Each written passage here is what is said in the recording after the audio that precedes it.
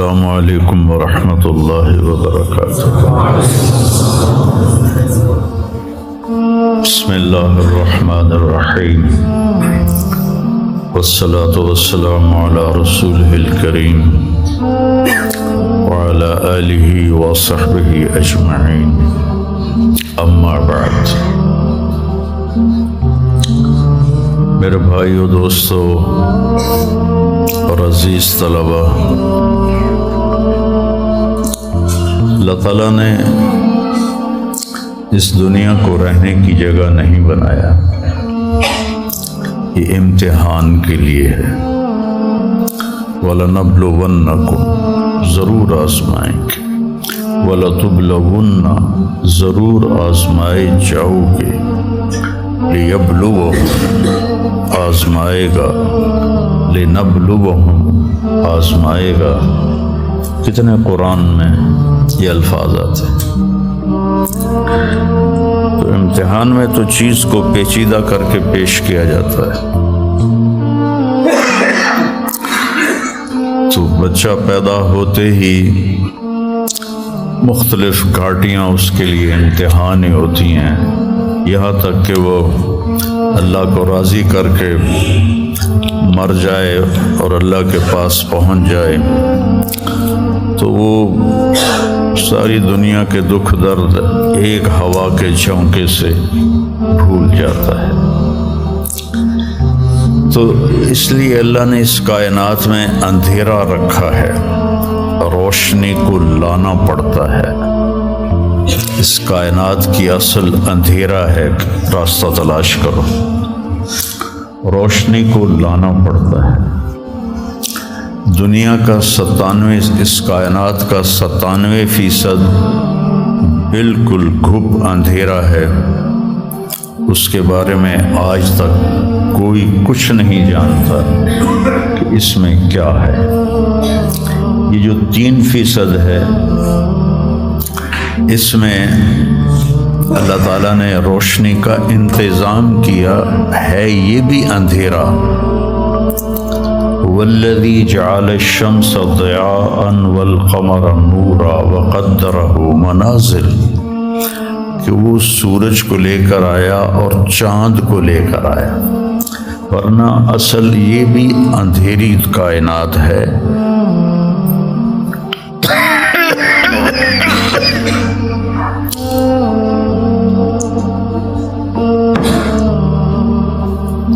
وآیۃ لہم اللیل نسلخ منہ النہار فإذا ہم مظلمون، سورہ یاسین کی یہ آیت بتلاتی ہے کہ اللہ نے ایک بڑی خوبصورت تشبیہ دی ہے بات کو سمجھانے کے لیے۔ جانور کی جب کھال کھینچی جاتی ہے تو اندر جو کچھ ہوتا ہے وہ باہر آ جاتا ہے۔ پھل کی جب کھال اتاری جاتی ہے تو اس کے جو اندر ہوتا ہے وہ باہر آ جاتا ہے۔ تو اللہ نے اس کائنات کو ایک جانور سے تشبیہ دی ہے۔ سلخہ کہتے ہیں کھال اتارنا۔ کسائی، آپ عید پہ تو آپ سب بھی دیکھتے ہیں کہ وہ لگے ہوتے ہیں، کھال اتار رہے ہوتے ہیں۔ تو آیۃ لہم اللیل، میری نشانیوں میں سے رات ہے۔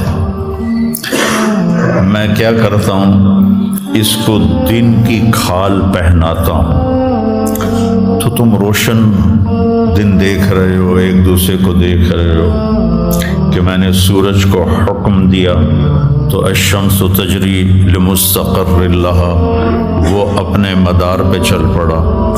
پھر میں نے چاند، ایک صبر، تو جب ہم وہ اٹھاتے ہیں تو ہمارے آ رہے ہوتے ہیں۔ تو آیۃ لہم اللیل، میری نشانیوں میں سے رات ہے۔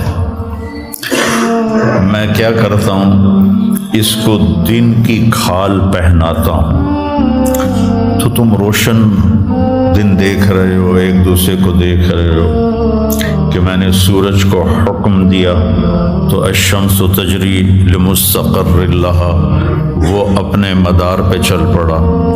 پھر میں نے چاند کو حکم دیا تو والقمر قدرناہ منازل، تو وہ اپنی رات کے اندھیروں میں اجالے لانے لگا۔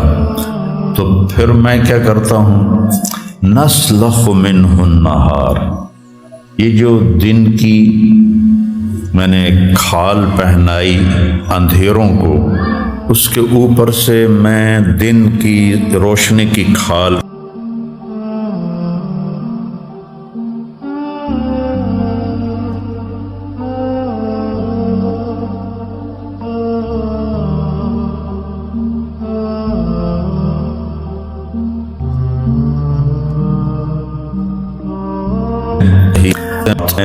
پیشانیاں رکھ دی۔ تو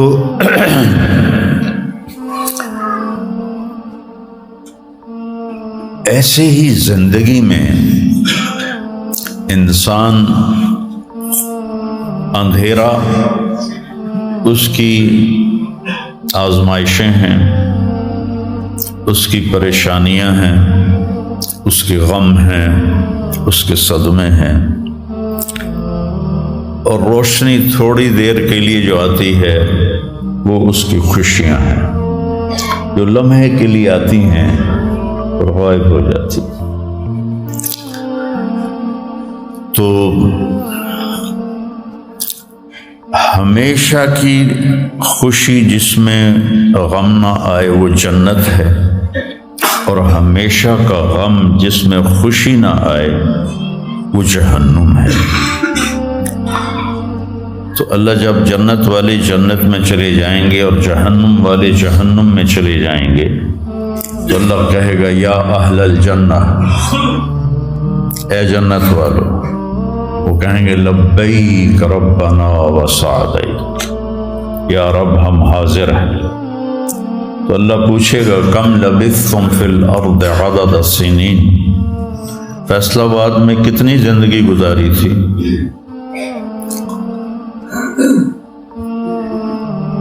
تو سارے کہیں گے نوح علیہ السلام سمیت، جنہوں نے 1400 سال کی زندگی پائی، 950 سال تو تبلیغ کی، 400 سال اوپر گزارے،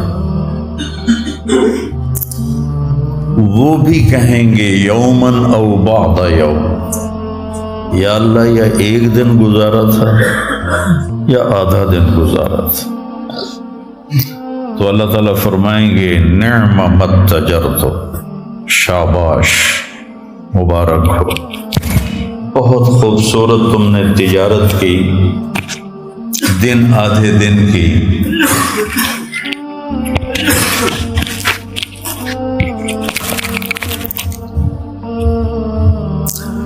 بہت بڑھیا تجارت کی تم نے، دن آدھے دن میں اپنے نفس کو مار لیا اور اپنی خواہشات پہ قابو پا لیا۔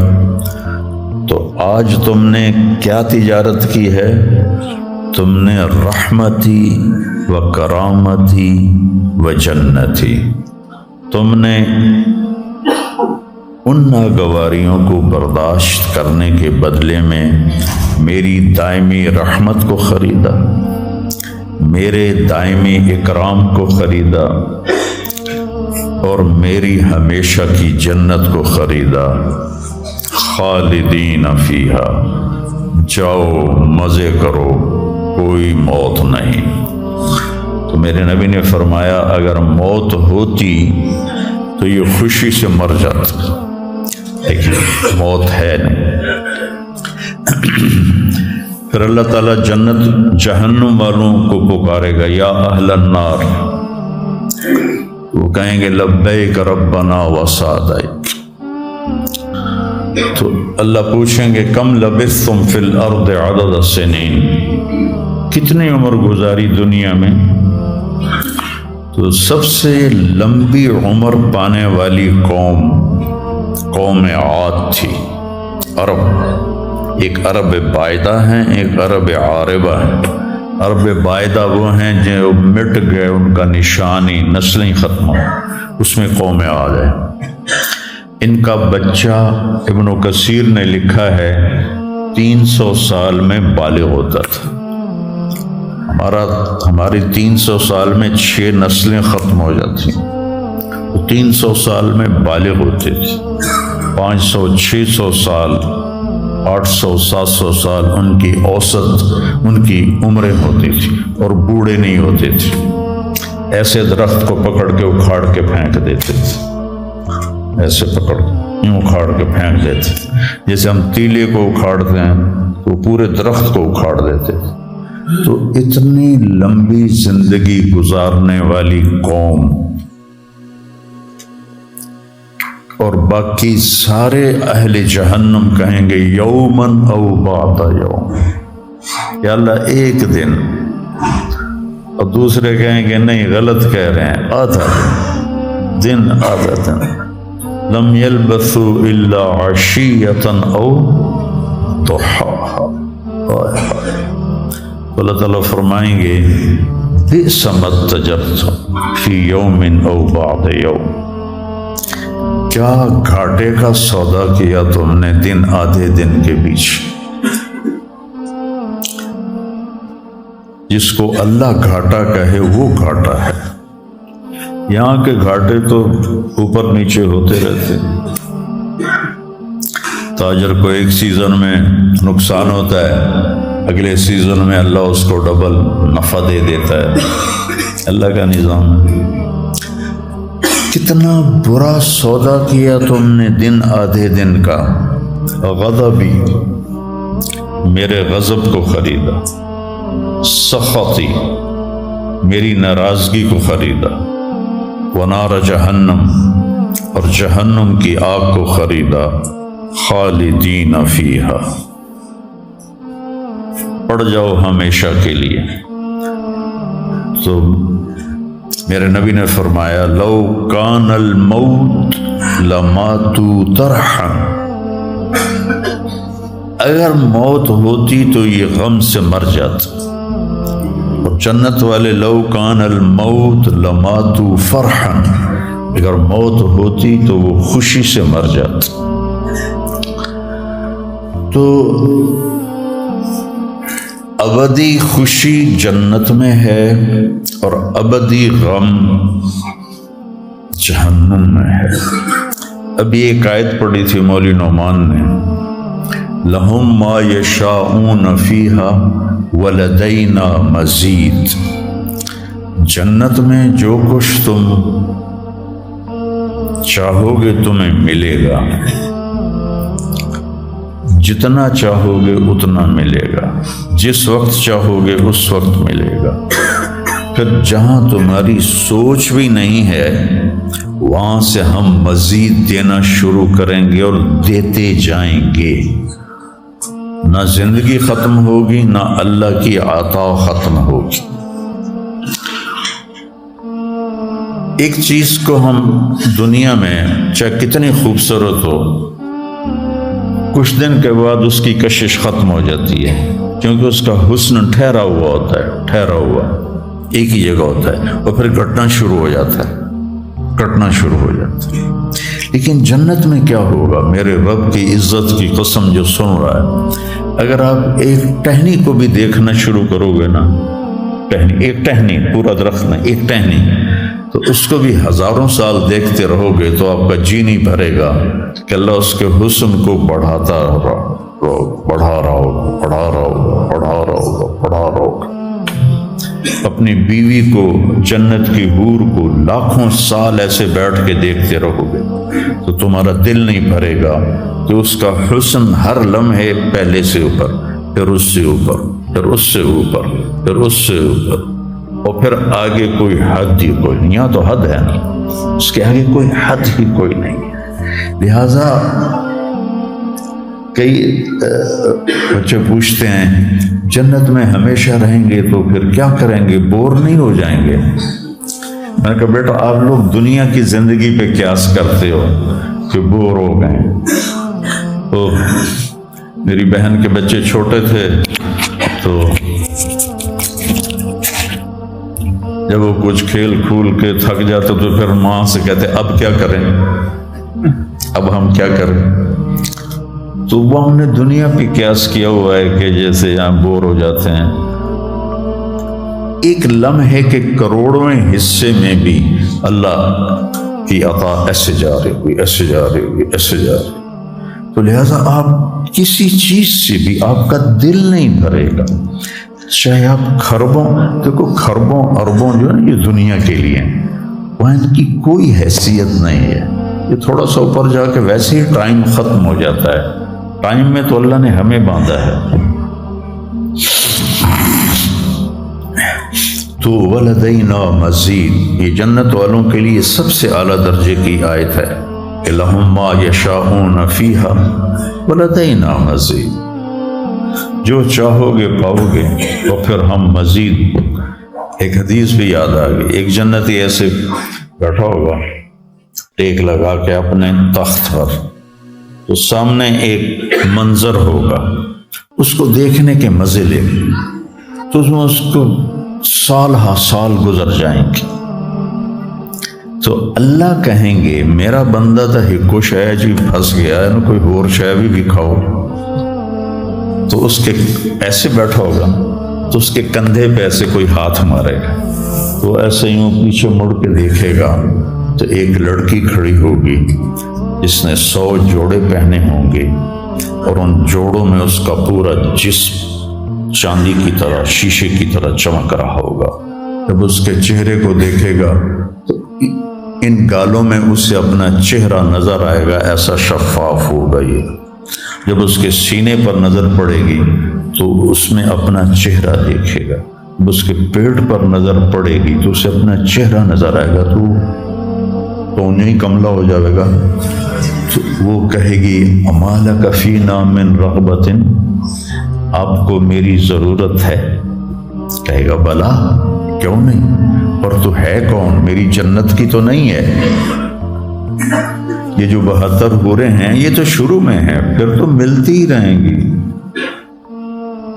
ہر نعمت، صرف حور نہیں، ہر نعمت ملتی ہی رہے گی.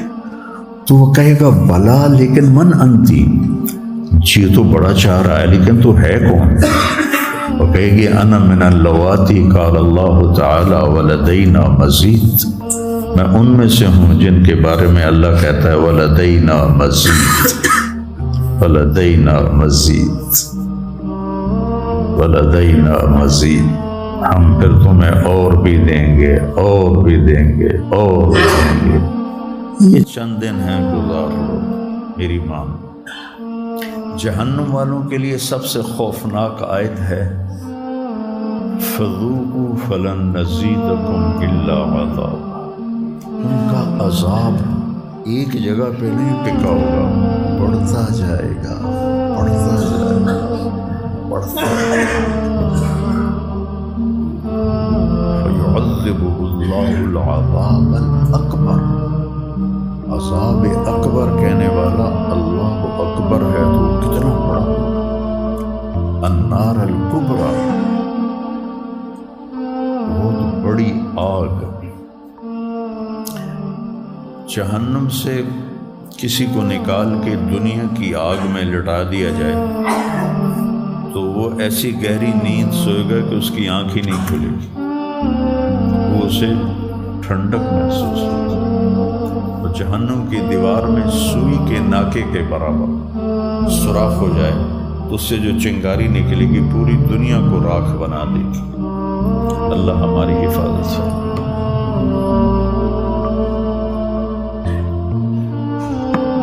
تو یہ پیپر ہے. تو اللہ تعالیٰ کو جو چیز سب سے زیادہ پسند ہے ایمان کے بعد، لا الہ الا اللہ محمد الرسول اللہ کے بعد، وہ بندے کا صبر ہے.